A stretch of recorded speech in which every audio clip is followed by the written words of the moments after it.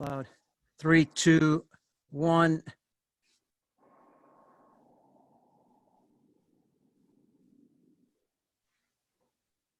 Hello, everybody. Pete Caliendo here, and this is Baseball Outside the Box. Welcome in the U.S. and around the world. This is the special international edition on Sunday afternoon here in Chicago, 1 p.m. Central Time. Thanks for everybody in the U.S. and around the world for joining us. This is going to be a great show. We're bringing you the international show probably once or twice a week. We want to showcase coaches around the world that have done a great job that we can all learn from. So let me first tell you about Richard Kania from the Czech Republic. He started playing baseball there. He's been there a long time. The Czech Republic, an up-and-coming country all over the world internationally.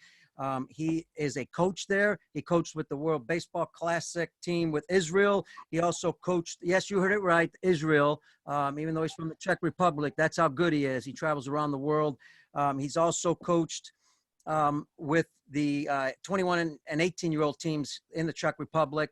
And I think you're going to get a sense of how they develop their players, what they do, and why they've come a long ways. Want to give a shout out to the International Sports Group, Jim Jones and Bill Arce, who started the ISG, especially Bill Arce, and they both have been in the Czech Republic. They were there for a long time, and it really spurred getting the Czech Republic going. So a shout out to them. We'll talk about them a little bit later. And again, thank you. But let me welcome our good friend from the beautiful city of Prague. If you've been there, one of the most gorgeous cities in the world. Let me welcome Richard Kania. What's up, Richard? Not much. Thank you for the great introduction. I thought first that you ran out of speakers because you invited me. But... No, I never run out of speakers. That's the goal. Never run out of speakers. No, the reason I brought you on is because I know you and I know what you guys have done at the Czech Republic. And guys and gals, just so you know, I remember being there. I can't remember how many years ago. I've been there 3, 4 times with their coaching clinic that we did do it every year. We started, I remember when we first started, and it wasn't even early on. It was like 50 coaches, maybe even less. And Richard probably knows that it was even less. They get over 200 now, and they've really developed their coaching program. Not only because ISG helped get started, that was just the foundation, but they took the ball and ran with it. And now they'll tell you what they do with their coaching program. It's really good. So Richard, no, you deserve to be on the show. And I think the coaches are going to appreciate you for what you've done in the game of baseball and what your country's done in the game of baseball. So let's rock and roll. Let's start right away. Let's everybody know about, in the communist days, the Czech Republic. Talk about those days and when baseball started. And then it went into, when obviously the Soviet Union broke away, or Russia broke away. Yeah, it was kind of like a schizophrenic times because at one hand we were able to play baseball and softball. We usually played on a big square which was used for the military parades. So on the Labor Day we were not able to play because everything was lined and ready for the soldiers to march on. And there were kind of funny things. For instance, the first gloves when they came from Cuba, the sports shop wouldn't sell them because they said that they only received the lefty gloves, and everybody knows that gloves have to be in pairs, right? So there was a big line of baseball players waiting for the gloves, and they were not able to buy them. And then, as you mentioned, Bill Arce, he rented a Czech car in Germany and went with all the baseball equipment, the helmets, bats, baseballs. He went through the border. He was stopped by the customs officers, and they thought he's a terrorist because the baseballs looked like hand grenades. He had helmets, right, bats. So, and he was an American in Czech car, which was also not very usual. And as you mentioned, the clinic, we started, I wasn't at the very first one. It's so-called Baseball Mountain Clinic. And it started off exactly 20 years ago. And there were 6 coaches. And now we have over 150 at every clinic. This year was the 20th Mountain Baseball Clinic.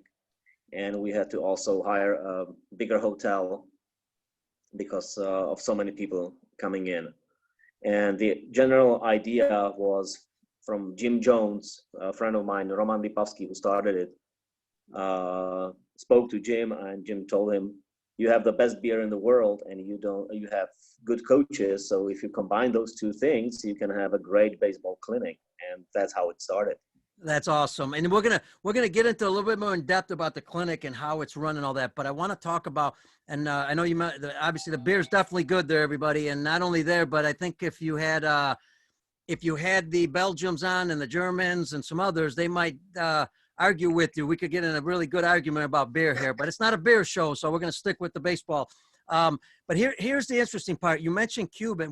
Were there Cuban coaches that came over in those times at all? Was there any Cuban influence there?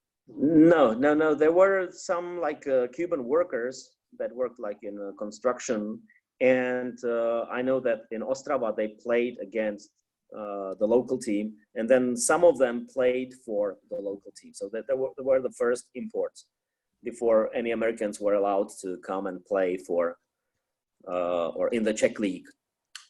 So not really Cuban coaches. We had clinics from the United States, and everything was much easier once the Velvet Revolution overthrew the communist regime, and we were able to get proper American coaches. And I was blessed because I was studying English and physical education. So I was a player and interpreter for Jim Jones and for other coaches. And that's how I got started. I want to give a shout out to two of our ISG coaches online. I know I can't give everybody a shout out, but I want to give a shout out to, we got two. Yes, we have two. Did I get that right? Yeah, Mark Fuller, Hall of Fame coach out of Wisconsin, and the great Reggie Smith, great friend, both of them. Reggie Smith, I think should be a Hall of Famer, outstanding coach, Olympic coach. He's been on the show, was just on earlier. About on hitting, and what's great, and I don't know everybody, but what's great about these shows is what you start to see and what you've seen for many years. The great ones, the great coaches, man, they go on all kinds of shows. Brent Strom's been on some, and they go and they're always trying to learn something new, which I think is a great example for all our young coaches too. Listen, Richard, on that part, here's what I find fascinating a little bit. Baseball, we all know, is a mental game. It's you got to be mentally tough to play the game. Because obviously you've heard a lot of people say that, there are times where you're going to fail, a lot of times. During those times, during the Soviet Union break and the war and all that, I mean, a lot of you guys were younger. I mean, you had to go through some tough times. How much did that help when it came to play the game of baseball? When I was in Bulgaria, one thing I noticed is, man, these guys are tough. They get hurt, they're back on the field. They make an error, they're not even worried about it. Is there a difference between them and now? I would say so, because we were naturally tough. You were exposed to the system that was not very friendly, and today you have to teach the kids how to be mentally tough. And during that time, I mean, for instance, my personal experience, I was going on a train to Germany to get a flight. I had a chance to go to visit my uncle in the United States, and the customs officer just kicked me out of the train. He said, "You aren't going anywhere because your passport is not valid." So you had to deal with that on a daily basis. So then playing the game was fun. I mean, absolutely. What about like now? What are some of the things maybe you learned from other coaches or your history to help players nowadays with dealing with the game, especially the new players coming on, right? They're a little bit more, I don't want to say the word Americanized, might be the wrong word, but a little bit more Westernized and a little bit more comfortable. Let's put it this way. In those days, you played on rough fields. Now you got a little bit better fields. So when they fail, what are some of the things you try to do to help them? I had the luxury of meeting Pat Doyle, and he introduced me to the positive coaching, and also I had the chance to be the interpreter for Ken Ravica. So I learned a lot from him, and I think the mental game has gone much further, and that's what we do with the kids. I mean, trying to stay positive, focus on one ball at a time, one pitch at a time. And once the kids learn to do that, and if they are exposed to tough practices, I mean, not that I'm tough on them, but the situation, you make it harder for them, then they're ready to go. And also we have a in Czech Republic, the national team coach is Canadian, Mike Griffin, and he's very good with his mental game. I mean, the team started to, they believe in themselves, and it was visible on their performance last year at the qualifiers at the European Championship and also at the World Baseball Classic. Absolutely. Matter of fact, kudos to the Czech Republic. I invited by MLB for the qualifier for the World Baseball Classic. They were all packed, ready to go, and unfortunately, the coronavirus hit, and we were on our way for the qualifier also, and everything was put on hold. So, but hopefully that'll continue, and they'll get that experience. And don't forget, any questions, put down on chat. I'm gonna take a look at them in a second. That's a great lead into what's going on right now. Czech Republic is one of the first countries. We've got Taiwan, Korea. We got, that actually you started practicing, I believe, a couple of weeks ago. And now you had your first practice game. Give everybody an example of what that feels like for your players, because, they've never experienced this before. They were indoors. They had to do some kind of work to prepare their arm, body, and all that. And all of a sudden they're on the field practicing. What did that first practice look like, and how did you deal with it? It was pretty easy because even though there were some restrictions, the guys were still practicing at home. And once they were allowed to come on the field, and especially my club, where our field belongs to the Ministry of Interior, so that's the police units, etc. So we're very well supervised if we are not breaking any rules or regulations. And I think this was not completely bad thing, because the players came and they came hungry for playing the ball, hitting the ball, catching the ball. You can see that they're not as sure as if they would practice the whole time, but the heart's there, and that's the most important for me and for the players also. What did you do? So kind of go over a little bit about, like, your practice, your first one. Were you cautious? I mean, yeah, pitchers are going to start throwing a little bit. How did you handle that? Yeah, we had pitchers throwing a bit. We focused on the basic stuff, elementary skills, fielding ground balls, working on coordination, because we have, there's a group of people from Slovakia, and they're called the Fighting Monkeys. I recommend you to watch their Facebook page. And they do all the stuff with coordination, like avoiding being touched with a tennis ball on a string. I can show you, that's this one. Mm-hmm. And you just go around, and the player has to move away. So you get like a boxer. Like a boxer, right? Exactly. Yeah. And then you rotate it on the ground, and he has to step in. So that's speed, agility, and it's fun. Kids like it. Or you can use it for glove work. So those kind of drills, that's what we started. Also keeping the social distancing, but the coronavirus was not that bad in the Czech Republic. I mean, it's still not very bad. That's why they eased all the restrictions, and the league starts next week. A couple questions on the Czech Republic here. And folks, if you want to be unmuted, you can unmute and ask a question also. But, the levels there from our friend in Mexico, the levels, Marco wants to know, the levels of baseball there, how they set up. The ages. Right. I think the Czech Republic is ranked somewhere about 14th place right now in the IBA ranking. And the funny thing is that nobody's professional, right? The best player is a rescue fireman, Martin Schneider, and he has to change his shifts to be able to play baseball, but he can compete with anybody. I mean, he's a stud. Another player is a doctor. He's a surgeon and works in the hospital. So he goes to also to play baseball whenever he has time. And these guys are on the national team. There's a project that's going on right now. It's going to be a movie. It's called In Between, and it's about these guys that they are not professional baseball players, but they have professional approach, and the level of their performance is amazing. What about the ages? How does the age works? I think that's what he was asking. Right. You mean how old are the national Well, team players? no, the ages in your categories. in your leagues. Okay. Yes. We have the first league is about at the age of 6. The kids play. They have it's kind of a like b-ball, or they have a adult player on the first base, so somebody who can catch the ball, so you don't just run for the ball. And then it's under 8, under 10. We have a coach pitch, and then 10 under 8 is t-ball. Under 10 is coach pitch. We have the one of the biggest tournaments in Europe, which was canceled this year. It's called Super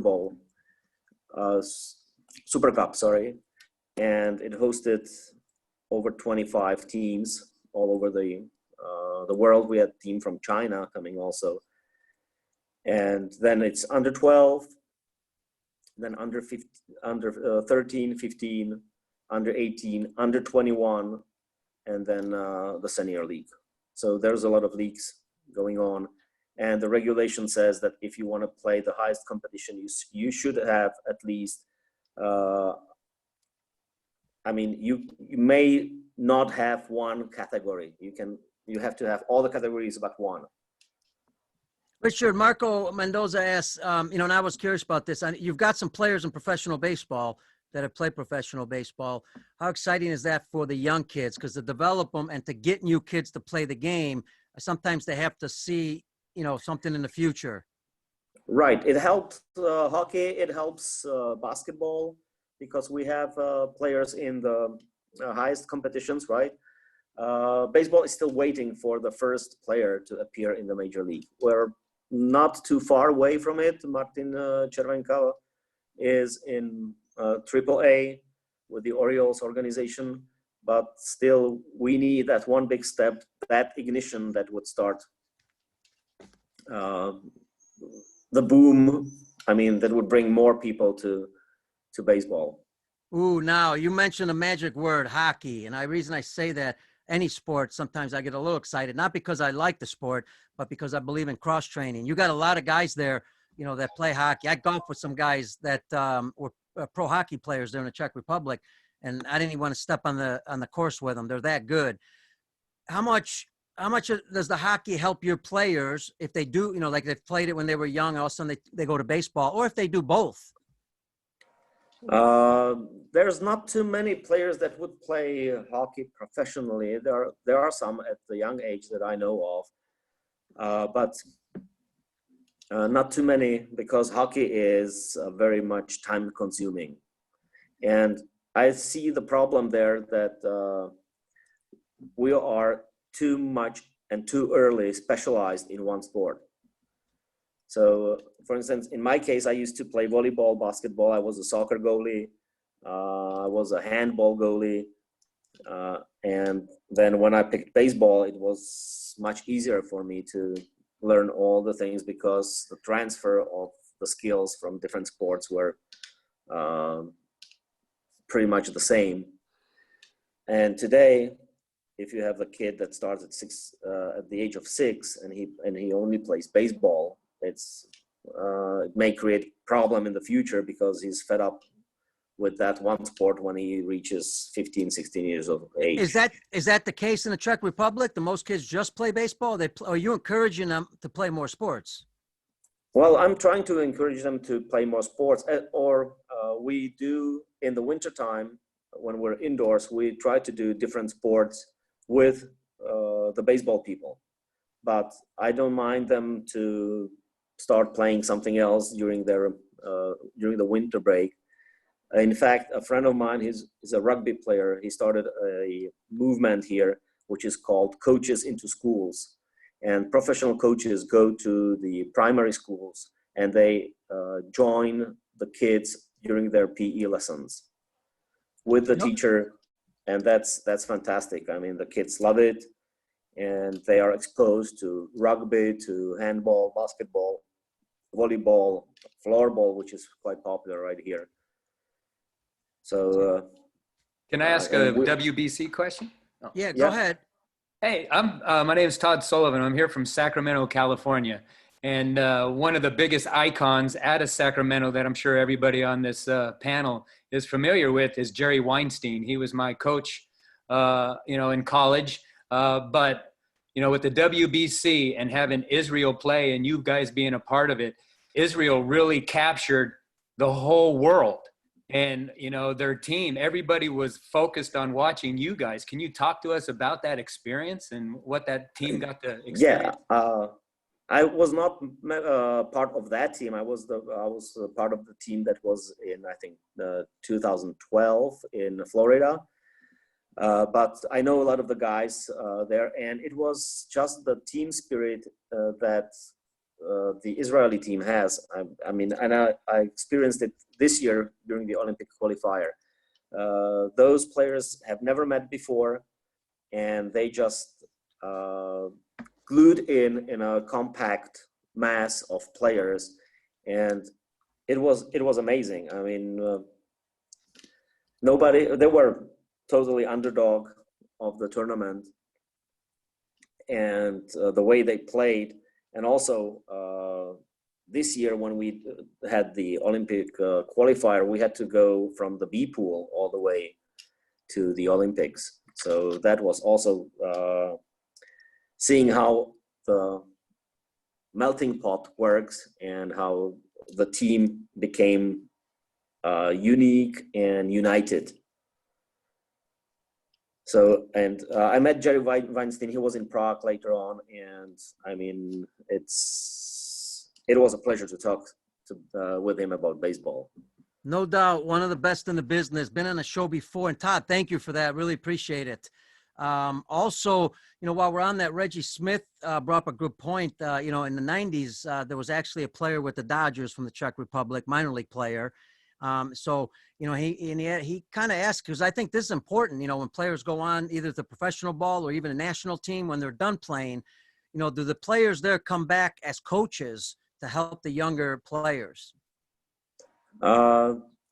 Most of them still play. I mean, for instance, Pavel Budsky, who was the first one to sign with Montreal Expos at that time. And then I don't know who was the second team that he signed. Maybe it was Dodgers, and he is now working as a coach. But most of the kids are younger, and they're still playing. So they haven't come back. They haven't had the opportunity to come back yet. And I don't know, maybe somebody like the Dodger player that he was talking about. That's too bad that he didn't come back. He might be in the system, and maybe you don't even know that he's there. He might be coaching somewhere. What's the challenge in the Czech Republic to get young players to play the game, get them away from other sports, get them from the schools, and how do you keep them? So how do you get them, and how do you keep these players there? Yeah, we usually do tryouts for the kids, and also it's the shared information. They know somebody who plays, they want to try it.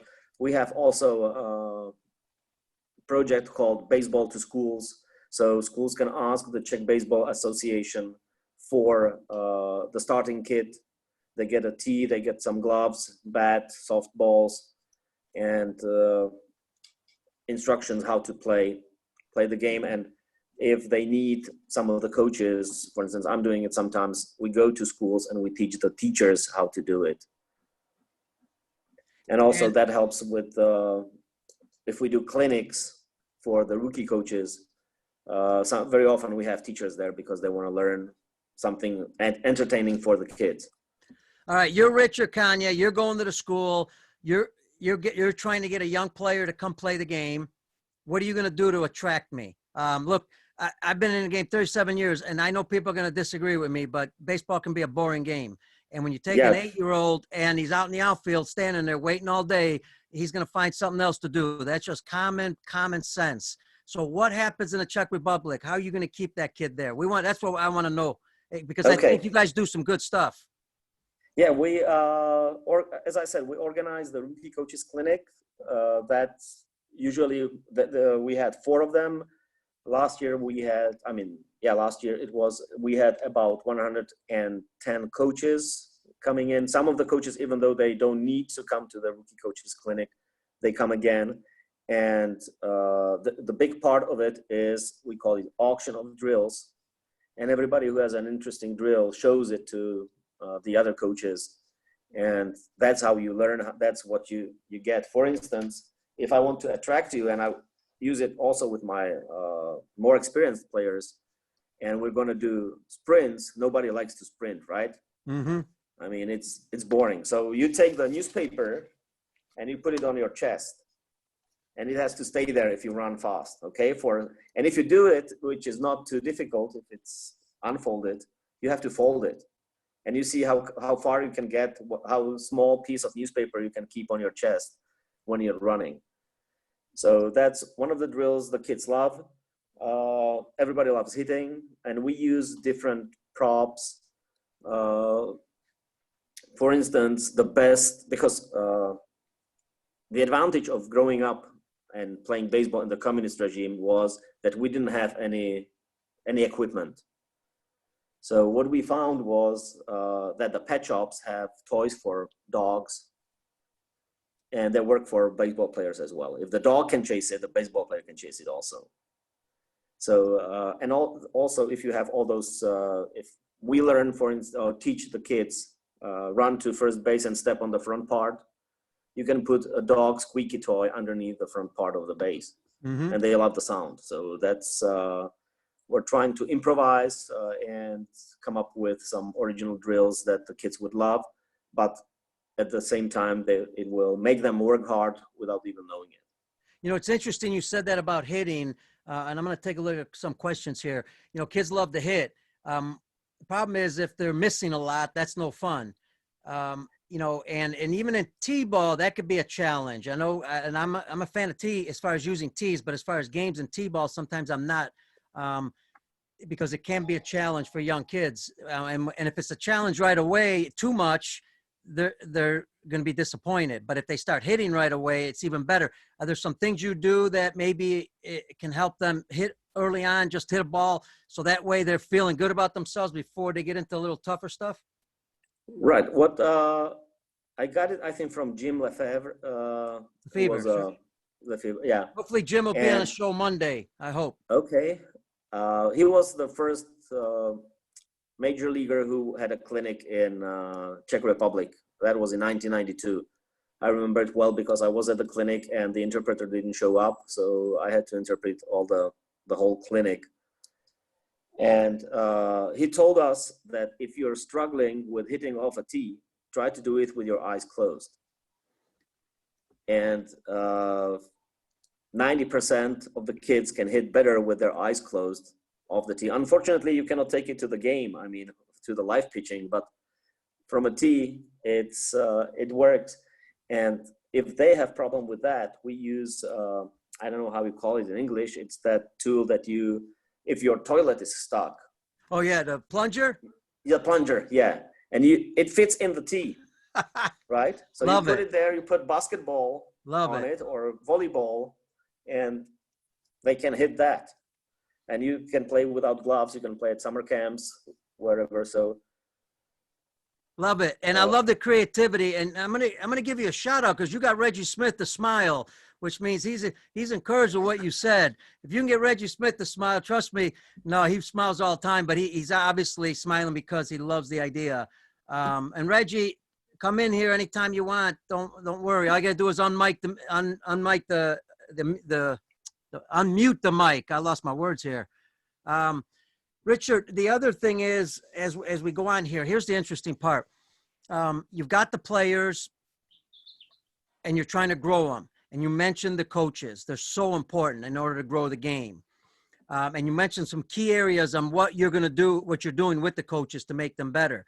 But you guys have taken this to another level, and now you've introduced your own programs around the country. You travel around the country to help the grassroots level develop. Tell us a little bit about that. Okay, we started a program that if you want to coach, you have to have a license. And there are two types of license. It's kind of difficult over here in Czech Republic because this is a bureaucratic state. So the state requires one of the three levels. A level is the highest level, and you can coach the national team or whatever on any sport. If you have the A level or A license, then it's the B license. That means you can have it as your business. You can make money coaching, but that's what the state requires. And because we figured out that you may have the A level on soccer and you know nothing about baseball, so we require baseball licensing. And that is not something that is for, that lasts till the end of your life. You have to have some credits. And you get credits by attending clinics that are registered under the Czech Baseball Association. And those credits are doubled if you are a presenter at that clinic. So if you speak at Baseball Mountain Clinic, let's say you get 20 credits. And then by getting those credits, we have the baseball licensing categories. So it goes, the easiest one is for 1 day clinic, it's a family license. So you're a member of the family, you are a family member, and you are able and allowed to help the coach because you have some basic info. The most important that we stress is the first aid, because if you're not helping the kid, you should not hurt him. So, and if he gets hurt, you should know how to treat the injury. So that's the family license. Then we have the rookie license.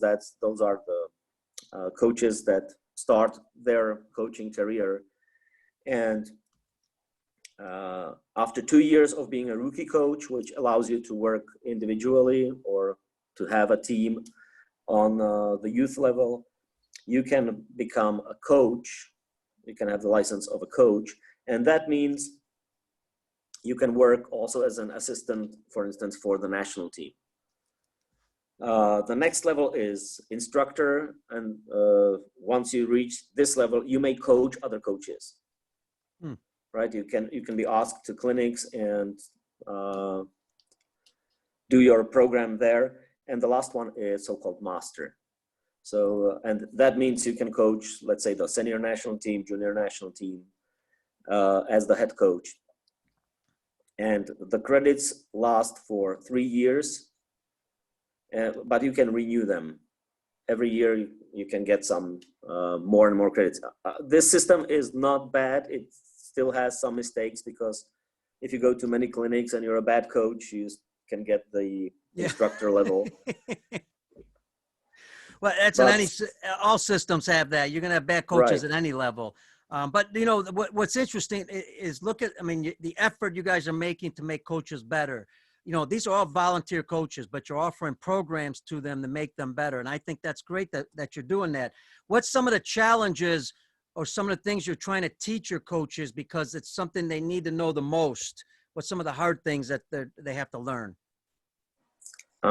That's a good question. I wish I knew the answer, because that would make me much better. Well, great example here. I'll throw this at you. I mean, is it, you know, running a practice is one of the most important things for young kids, because if you don't run a good practice, they're leaving. You know, they're going to find something else to do. Is that a problem in Czech Republic?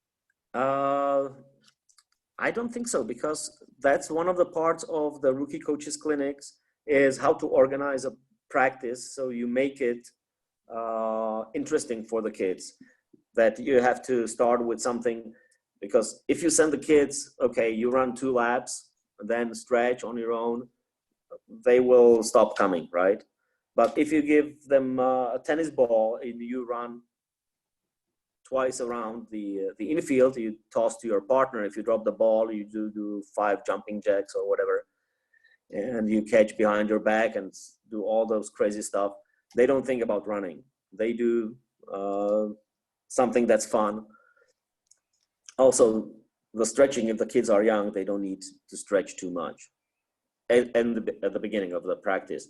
And then the crucial thing is what we stress at every clinic is you have to change the activity. The younger the kids are, you have to change more often what you do. It could be modified, but it has to be changed so they're not bored. Because as you said, baseball can be pretty boring if you do this one thing over and over again. Norman Gilbert asked, and I believe there is no baseball in the schools, correct? No.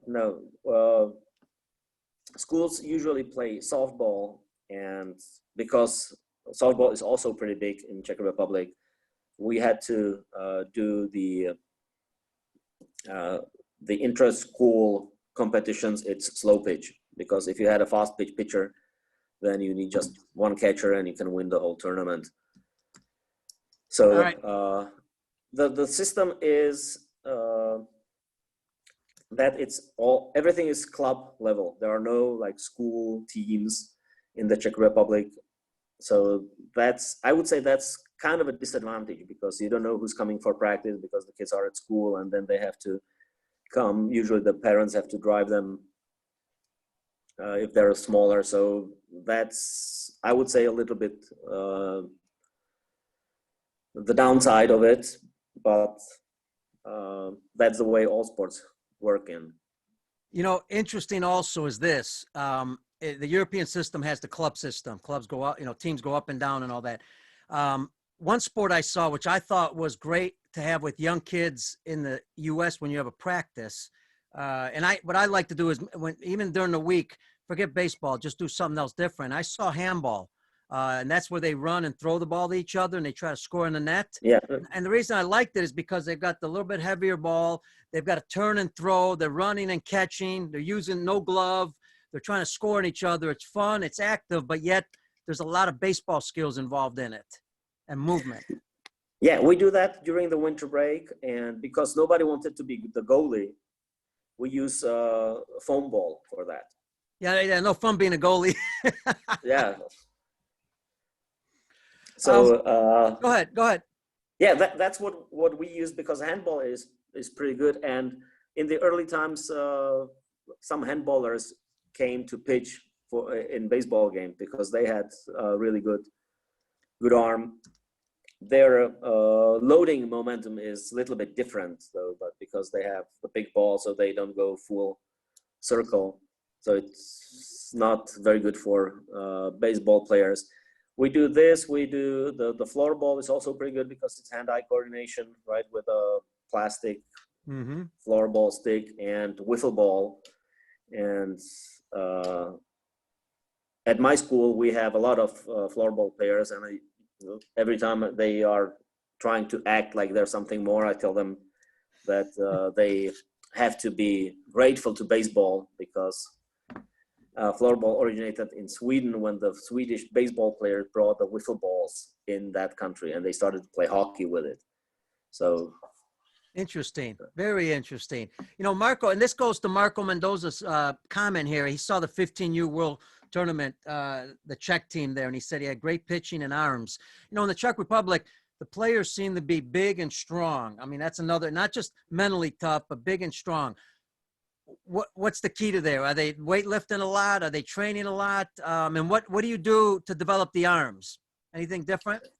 Yeah, we started to, we're still not satisfied with the level of arms. So we started, Pavel Chadim started a program, Pro 7, which is a program for young pitchers and catchers.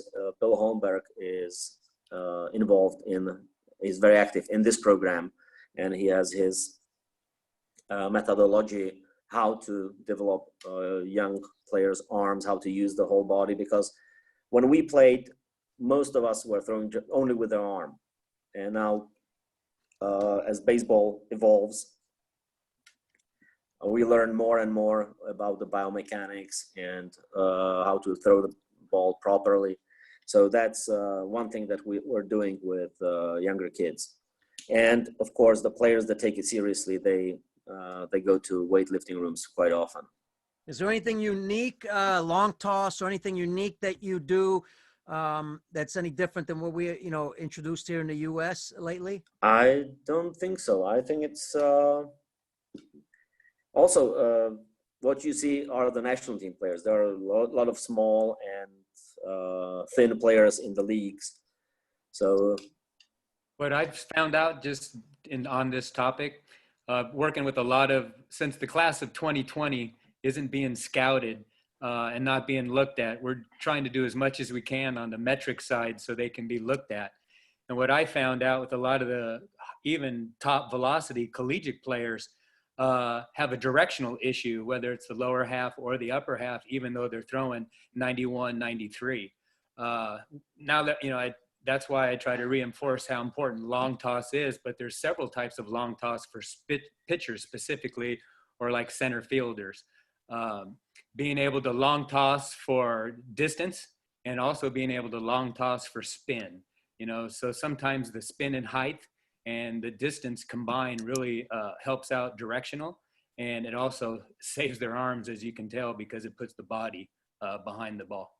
Great point. Todd, that's in the U.S. You're talking about right now? Yep, in the U.S. The work that you're doing. Fantastic. Correct. Yeah, and I think, you go back, and I know a lot of countries, in Japan, I mean, they, I know Reggie played there, but in Japan, they long toss all the time. I remember I couldn't even get my guys to watch the ball game. They were practicing behind the dugout, in Japan while the game's going on, because they're always constantly doing things. Let me get to. Because that's the big thing, too, once you brought up Japanese baseball, because one thing, with Leon Lee, I work with Leon Lee a lot. And he always reinforced that long toss. And a lot of guys, I found out too, to help their arm slot, when you have a guy that's stressing out his arm, if they're a lefty, have them at first base, take ground balls, throw them to third. If they're, a righty, have them take ground balls, from third base, throw them to first. That's really that 3/4 arm slot. A lot of guys right now, they're chasing a number. So they're throwing more over the top, and they're just stressing everything out, especially with a lot of coaches talking about thoracic spine or having, that scap pinch and developing all that torque. You're just going to cause these players to wear out and get injured faster. Great point. Matter of fact, to back that up, Brent Strom just brought that up last week on the show about the shortstop, the left-hander going to short, and the third baseman. Those are great points. Hey, there's another thing here. This is, I'm not sure what this is, but our friends from the Wizard Sports in Switzerland brings up, they do some indoor training, and it's called Tookball, Tchoukball. Chokeball, yeah. Yeah, what's that? Chokeball is a game that you have tilted trampolines on each side of the gym, and you have an area where you cannot step in, you can jump in and throw the ball, and you have to hit the trampoline, and the other team has to catch the ball. You cannot block passes, and you can shoot to any side, any trampoline. You don't have your trampoline and the other team doesn't have their trampoline. The rule says only that you may hit the trampoline 3 times in a row, and then you have to go to the other one. So you may go to the one that's on your left side, and then to the right side, but only 3 times in a row you may hit one trampoline. Then it's mandatory to go to the other side of the gym. And it's, as I saw, it's fast and it's fun. The kids like it. It's like a handball without a goalie. So it's pretty good. Excellent. Hey, I'm going to put you on the spot because I don't have that many questions, but I'm going to put you on the spot to see how much you retain, let's call it. And I know I'm not one that retains a lot of stuff. I got to write it all down. Jerry Weinstein, you brought him up. You've been with him a while. So give me the top. What do you think makes Jerry, and Todd, I'm going to ask him because I know you know Jerry too well. What makes him as good as he is as a coach or as a manager and all that? Because he's been at the big league level. He's been a collegiate, obviously, all that. Richard. I think well, for me. No, I'll let Todd in a minute, but go ahead, Richard. I'd like to hear yours first. I was with Jerry just for 2 days when he was in Prague, so I didn't see him working with the players, but I know the players loved him, and we have a saying in here that he will forget more baseball than we will ever learn. That's for sure. Yeah, he's a definite players coach, and he's not just there to coach you. He's more concerned about what you're about. and he wants to know, what brings you up, what brings you down. He's more like a father figure when it comes to coaching. He really cares, and once he gets the trust in those players, it's just an amazing thing. And when it comes on the baseball side, I'm sure Reggie can probably talk about this too. Being a catcher, catchers make great managers, and they're just like the general on the field. So when you have the great hitters and the great catchers tend to seem to be that blend for great coaches. And the one thing that really separated Jerry out is it wasn't about positioning. It wasn't about where you were at in the lineup. It was about number one, being a great teammate, and two, making sure team came first and the team unity. And when he preaches that way, and once you get the confidence from the players, regardless of what age they are, the amount of learning and sharing and development just is so much quicker and streamlined. It's just amazing, his teaching philosophies and how quick players can adapt and learn. And Todd, you mentioned that. I remember being, I think it was in New York. I can't remember the site now, but I asked Jerry, I said, Jerry, man, that was a pretty cool practice. Wow, that was really, next thing you know, he hands me the sheet with everything he had laid out, typed out perfectly, every minute, every second, what they're going to do. And shared it with no problem. He didn't know me that well, but he shared it, and then the other thing I remember, Reggie could attest to this. And I bring this up, not because, I've been lucky to be around these guys, but I remember being at breakfast. It was Dave Turgeon with the Pirates. It was Reggie Smith. We were in Vancouver, and it was Jerry Weinstein. And I asked the question as soon as Reggie was answering the question, and man, Jerry just sat there the whole time, and so did Dave. Didn't say a word. Listened to him the whole time. Didn't try to impress him. Didn't try to do anything. I mean, these guys just soak it in and learn, and that's, I think, something that is a great example for all coaches. Richard, let me bounce to you again, and Todd, thank you, appreciate that. Let me bounce to you when it comes to the Czech Republic during games. Okay, let's take the national team if you like, or take any team you like. While the game's going on, what are some of the challenges you guys have as coaches or managers that you need to constantly work on with your players? And I'll give you, I'm going to throw an example at you so that way get the ball rolling a little bit. But, in the States, younger kids, a kid might make an out and I might come in the dugout and the first thing they say is, what I do wrong. Well, a lot of times you didn't do anything wrong, or maybe you did something else that you thought they were thinking about the swing, but it's not just the swing.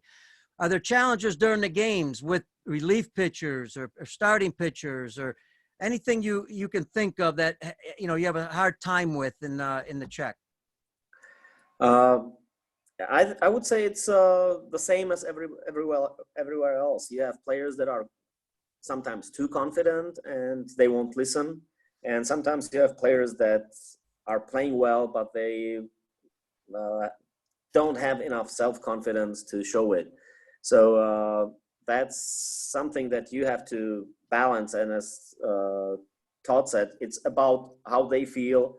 I had the great opportunity to, as I said, be the interpreter of Ken Ravica. And now on Team Israel, we have a guy named Zachary Penpraise, who's a mental coach.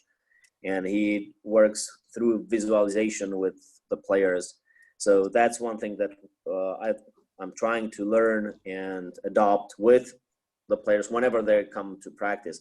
And I remember on your show, there was a sentence that I loved, and that was, we're trying to reach small victories. So every player, if they have some problem, you can set him a goal with a little victory that he can try for. And that's, I think, was, I wrote it down in my notebook, as many things that were said here from the speakers that are awesome. I mean, I like watching your show because there's no secrets in baseball. As I mentioned, the rookie coaches clinics, we have national team coaches and national team players that come and they present what they know to coaches that coach 10-year-old kids. So that's the way baseball is played. And and how it should be learned. Perfect. And we got about 10 more minutes. If there's any questions specifically towards the development of the game in the Czech Republic, and thank you for that about the show. Sometimes I hate watching my own show because you never like watching yourself or listening to yourself. You're like, wow, is that really me? Here's the challenge, I think, in baseball all over the world. Everybody has, not everybody, but most people have this challenge. And that is developing young pitchers. Because, even in the U.S., we've got, guys that are pitching 3-4 different guys only, and they don't have a staff. They're always depending on the same guys. The struggles in the Czech Republic with that, and what you do to try to get coaches to have more pitchers on their team and actually pitch in the games. Right. So in the youth categories, I think it's under 10 and under 12, everybody who's in the dugout has to play. So that's one thing how you can do it. I worked with Pat Doyle, and he brought me the book from the Positive Coaching Alliance, where there's one thing that I liked, and it's so-called the Mad Dogs. I don't know if you've heard about it. It's we usually play doubleheaders. So in my team, the second game is started by players who would probably not play, and they get at least 3 innings of the game, depending how good they are. And that motivates them to be better because they don't want to leave the field losing and having the other guys to catch up with the opponent. So they know they're going to play. So for them, it's to practice harder. And then they don't have to play just 3 innings. They can play 6-7 innings if they're showing progress and effort. So I would say the key word to make my team is show effort, that you're trying to be the best you can. One thing we're doing here in the States, because there's so many academies and travel teams that go on, just the talent pool alone at every position is depleted. So the main focus that I try to focus on being a pitcher is just teaching the younger kids how to throw correctly, and letting them know the release and the importance. And what I do with a lot of my younger kids, and it really helps them, the younger kids that start this way are the ones I don't hear about arm soreness, and I just use a hockey puck, because the hockey puck is the same dimension as a baseball. So it really teaches you critical mass when you're throwing, and what effect the body will do, the arm will do, if you don't subpronate, or if you pronate too much, or if you come around. It's just amazing on what that ball will do. And once a kid realizes how the ball is to come out of the hand, then they can play almost any position. We'll have 9 guys out on the field, and if I have to start pulling anybody in the pitch, at least I know they're all going to be able to throw true. And if they're going to throw me strikes, that's putting the ball on the bat, and that's putting the ball in play. That's making the kids excited, and that's getting them more interested in the game, and they're not just standing around.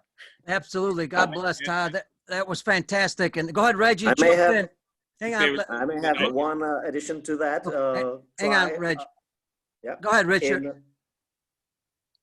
Try a plastic pipe, right? You can buy it at Home Depot, and you cut it the size of the baseball, and then you don't throw it like a puck. You just throw it so it rotates through the air and cut. That way it flies straight. If you throw it like a puck, it tilts to different sides. But if you throw it like so it cuts through the air like a 4-seam fastball, then it goes straight. So that's one tool that we're using, and especially with little kids, and they love it, is, and I have it from the pet shop, the stick that the people with dogs use to throw the tennis ball to the dog. We use that too. I'll chuck it. If they throw it, they have the natural arm action. So, and you can use it for hitting also.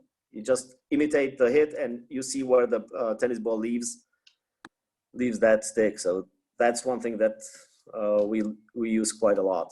I want Reggie to jump in. Reggie, hang on one second. And I love you guys jumping in. I think this is fantastic. So please do. I just want to give a shout out to a good friend, another example of a great coach and who always trying to learn. Beppe Gulizione from Italy, national team coach with Italy, and also a partner of mine on the World Baseball Softball Confederation Technical Committee. He's like a mentor to me, just a super person. He's also on the show. Reggie, go ahead, jump in. Ciao, Pete. Ciao, Beppe. Ciao, everybody. Ciao. Thank you for letting me come on there real quick. One of the things that we found in the lab in throwing, the mechanics of throwing, and one of the parts that gets left out is grip and the amount of grip pressure that's applied. And in doing so, and notice that in kids, because the baseball is the exact same size for everyone, and it's probably the only sport that we play where they don't have like a basketball or football or whatever that matches the hand size of the individuals playing it at age groups. The kids tend to bring the thumb up along the side in this fashion. And by doing that, by bringing the thumb up along the side, it stiffened the wrist. And part of the kinetic chain of throwing, the levers that are involved, the shoulder, elbow, hip, wrist and fingers, any one of those that gets left out of the equation, it creates stress at another part, and that moves back up the chain if the wrist is stiff, and that's what we found. So it became important to find out what is the proper way to grip the baseball, and that's to get the thumb underneath so that these two fingers have the proper pressure and the release, and that also releases the wrist. And because the size of the ball was too large for a lot of the kids, we added the third finger on the ball. By bringing the third finger up, it allowed the thumb to get underneath, and it loosened the wrist. So that's one thing in throwing. So when you check your kids, check their grip. It's a critical part of being able to throw with the proper mechanics. Love it, Reggie. And I want everybody, just so you know, I encourage you to go, if you go to baseballoutsidethebox.com, the audio part, Nelson Gord, it's a ways back. I don't remember the episode, but on 2 points. One, on earlier when you were talking about developing more pitchers, we did a whole section on that. Also encourage you to go just recently with Reggie. We just 4 or 5 days ago on YouTube, Peter Caliendo. You can check out Reggie. His talk was on hitting, but he talked about grip also. I thought that was fantastic. So Reggie, thank you. And anybody else wants to jump in. But I'm going to do this question for Richard because one of our guests wants to know. And this is, in the U.S. and obviously a lot of countries have implemented the pitch count system, whether you like it or not. In the Czech Republic, have you implemented that program? And what levels and how's it working for you? Yeah, well, we have the pitch count. I think it's adopted from the Little League, and it goes on until the 19 years of age. That you're bound to keep the pitch count, and it doesn't matter if you're 15 years old and you play for the under 18 team. You are still 15 years old. So even if you're playing in the competition of U18, you have to keep the limit for your age, not for the category. All right. So, now, how about this one? What do you do with your pitchers? And folks, I want to mention this because the show's not scripted. So Richard has no idea what questions are going to come up. Just so you know. What do you do to recover the pitchers faster? So after they're done pitching, what do you do in the Czech Republic to get them to come back quicker? Some ideas. We do the same thing that we've learned from the United States. So they run. If there's a possibility to have ice, they ice their arms, which nowadays is also a question whether that's good or not. So some people are used to icing their arms. My opinion is, if you believe it works, it works. What we do in if the you United don't trust it, don't do it. That's a very good response. We try to stay away from ice. We do after a pitcher works out, we'll do compression wraps. We'll do a set of 3 or 4 compression wraps. Basically what that does is it's squeezing the bad oxygen out of those muscles and muscle fibers It gets the blood pumping faster into those areas, so cleaner oxygen can get into the muscles, so the muscles can heal faster. Then once we go through a series of compression wraps, we use a compact stem machine on the recovery process that just stimulates certain muscle fibers so the blood comes in and out and it doesn't pool. That creates a lactic acid, which, you know, the next day or 2 days after will create soreness and stiffness. Yeah, and on that, I love you bring it up, Todd, because I want you to check out 2 episodes. A week ago with Gary Reinell on icing. So far, nobody's been able to send me any history or any scientific evidence that icing actually recovers faster. You actually doesn't recover faster. If you listen to the show and the experts, they'll tell you that icing actually slows down recovery. And the person who invented icing 45 years ago, he came out with Gary and wrote the book, said, oops, sorry, I made a mistake, because there is no research. So I'm not the expert, but I encourage you to go listen to the episode, and I think you'll get an awakening of what icing actually does and doesn't do. Okay? Yeah, exactly, because the icing closes the capillaries, heat opens the capillaries. So you want to just stay away from cold compression. Yeah, I just love, Todd, and I know you know your stuff, but I just love them, I want them to go to the experts to listen to what they're saying. They should go. That information is vitally important, and it's, Peter makes it readily available, and people should also share it because it's very important. And I don't want somebody to go, hey, Peter told me not to ice and I hurt my arm, Anybody else out there? Anybody else have a question? There is one on here. Pat Ahern, former professional pitcher, actually pitched for me. Great guy. I believe scouting now. Pat, I apologize. I know you're only on mic.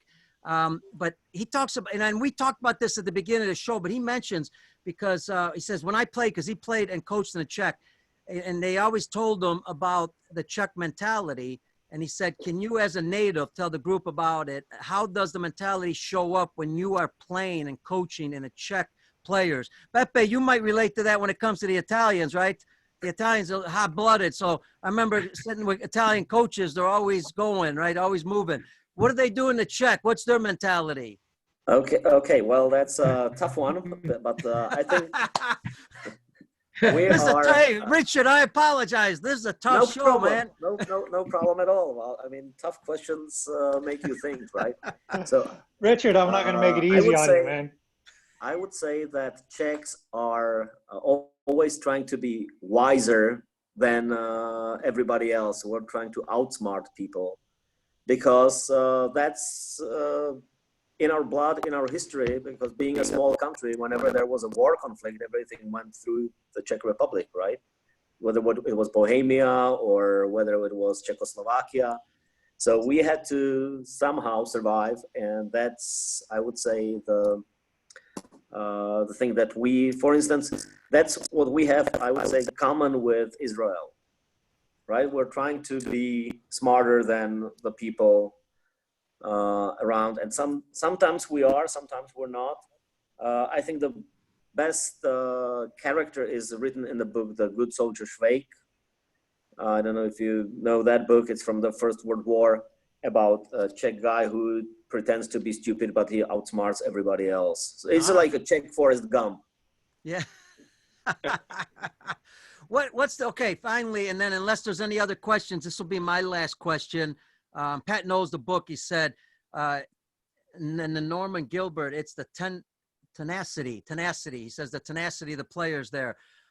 What's the Czech Republic? What's the future look like for the Czech Republic? What are the goals? What are you trying to do? Is there something new? Maybe you can share, maybe you can't. Yeah, well, we had the program that, like many countries, Road to Tokyo, which apparently didn't come well for the Czech Republic. It came well for me with the Israeli team. But right now we have to, there's a big discussion on the Czech Baseball Association. What will be our next project? What shall we look up to as a potential goal? It was the World Baseball Classic Qualifier, but that being canceled, we now are some somehow left with not visible objective that we are aiming for. The program Pro 7 with the young pitchers is a great program, but we need something for the more experienced players, something that they could focus on and work hard for. So right now, it's a question that I cannot answer. That's okay. That's all right. And then out of curiosity, have you instituted at all the WBSC Baseball 5 program? Sorry, one more time. The Baseball 5-on-5. Have you instituted that program at all? Yeah, right. We had that, and we were at the European Championship, and we found out that the players that were successful were not baseball players.